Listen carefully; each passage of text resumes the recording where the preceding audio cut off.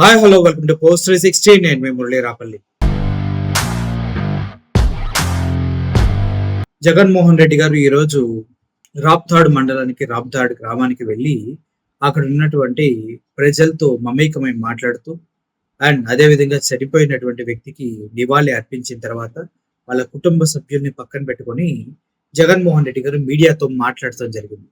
ఆ మీడియాతో మాట్లాడుతున్న క్రమంలో జగన్మోహన్ రెడ్డి గారు చాలా చాలా తీవ్రంగా తన స్వరాన్ని వినిపించడం జరిగింది. మీడియాని ఉద్దేశించి మాట్లాడుతూ పోలీస్ అందరూ కూడా ఒక వార్నింగ్ ఇవ్వడం జరిగింది. గతంలో 4-5 సార్లు సేమ్ వార్నింగ్ ఇచ్చినప్పటికీ ఈసారి ఇంకొంచెం గట్టిగా జగన్మోహన్ రెడ్డి గారు పోలీసులు కనుక ఎక్కువ చేస్తే జగన్మోహన్ రెడ్డి గారు ఊరుకోరు. రాబోయే రోజుల్లో ఎల్లకాలం కూటమి ప్రభుత్వం ఉండదు. కూటమి ప్రభుత్వంలో నాయకులకి కొమ్ము కాస్తూ వారు చెప్పినట్టుగా చేసిన పోలీసులందరికీ కూడా జగన్మోహన్ రెడ్డి గారు ఒక వార్నింగ్ అని తారా స్థాయిలో ఇవ్వడం జరిగింది. ఏంటి ఆ వార్నింగ్ అంటే బట్టలోడ తీసి నిలబెడతామని. అంటే అందరూ అనుకుంటారు బట్టలోడ తీసి నిలబెడతామంటే గతంలో పవన్ కళ్యాణ్, చంద్రబాబు నాయుడు గారు వీళ్ళు కూడా ఇలాగే మాట్లాడారు కదా.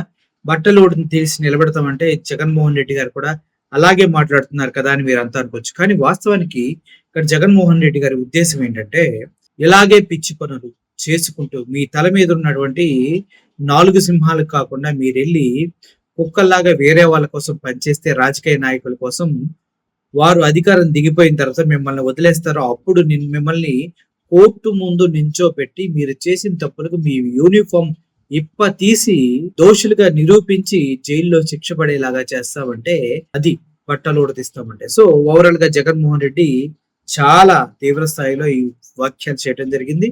పోలీసు వ్యవస్థకి మళ్ళీ ఇంకోసారి ఆలోచించుకునే అవకాశం ఇచ్చారు ఆయన.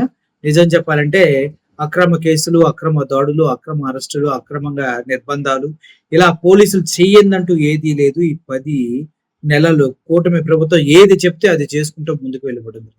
ఒక విధంగా నిజంగా ఆలోచించాలంటే ఇటువంటి పనులు ఎవరు చేస్తారంటే కేవలం బ్రోకర్స్ మాత్రమే చేస్తారు. అటువంటి పనులు ఇప్పుడు పోలీసులు చేస్తున్నారు అంటూ మాట్లాడుతూ ఉన్నారు. మొత్తానికి జగన్మోహన్ రెడ్డి గారు ఏమన్నారనేది ఒకసారి మీరు వినండి.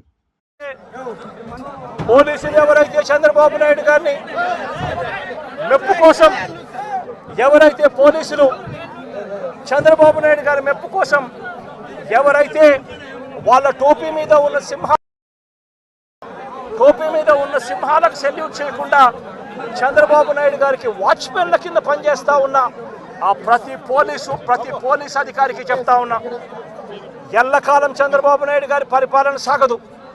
చంద్రబాబు నాయుడు గారి పరిపాలన త్వరలోనే వస్తుంది. ప్రతి పోలీస్ అధికారికి కూడా చెప్తా ఉన్నా, మీ బట్టలు తీస్తామని చెప్పి ప్రతి పోలీస్ అధికారికి చెప్తా ఉన్నా, మీ యూనిఫామ్ తీస్తాం, చట్టం మిమ్మల్ని నిలబెడతాం, దోషులుగా మిమ్మల్ని నిలబెట్టి మీ యూనిఫామ్ తీయించి మీకు ఉద్యోగాలు లేకుండా చేస్తామని కూడా ఈ సందర్భంగా ఇప్పటికైనా చెప్తా ఉన్నా, ప్రతి పోలీస్ అధికారిలో కూడా మార్పు తెచ్చుకోండి. ఎల్లకాలం ఇదే పరిపాలన సాగదు. మీరు చేసిన ప్రతి పనికి కూడా వడ్డీతో సహా లెక్కేసి మిమ్మల్ని దోషులుగా నిలబెట్టి మీతో కక్కిచ్చే కార్యక్రమం ఖచ్చితంగా చేస్తామని చెప్పి కూడా ఈ సందర్భంగా ప్రతి పోలీస్ అధికారికి కూడా చెప్తా ఉన్నాం. కదా, ఒక వ్యక్తి ఎంత వెక్స్ అయితే కుటుంబంలో ఒక వ్యక్తి చనిపోతే ఆ కుటుంబానికి అండగా ఉండకపోగా వారిపైన కూడా అనేక రకాల దాడులకి పాల్పడ్డారు.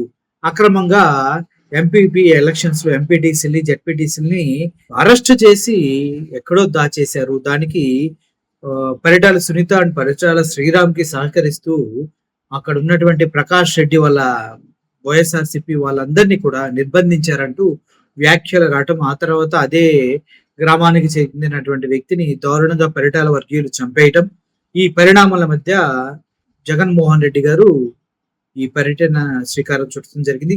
కార్యకర్తలు కూడా చాలా కాన్ఫిడెన్స్, ఆనందం కలిగింది. ఎందుకంటే వారికి ఏమైనా జరిగితే ఎవడు పట్టించుకోడనే స్థితి నుంచి జగన్మోహన్ రెడ్డి వెనకున్నాడు అనే ఒక ధైర్యాన్ని జగన్మోహన్ రెడ్డి వాళ్ళకి ఇవ్వగలిగాడు. అన్నట్టుగానే తప్పు జరిగితే ఆయన మాట తప్పుడు మడం తిప్పడు అనే స్లోగన్ ఆయనకు ఉంది. కాబట్టి పోలీసులు ఎవరైతే ఇప్పుడు కూటమికి కుక్కల్లాగా తొత్తుల్లా పనిచేస్తున్నారో వాళ్ళందరినీ న్యాయస్థానం ముందు నిలబెట్టి బట్టలు ఇప్పించి జాబులు లేకుండా చేస్తారనేది వాస్తవం. ఒకసారి ఆలోచించి ముందుకెళ్ళాలని కోరుకుంటూ thank you so much. Murali Sen గారు థ్యాంక్ యూ.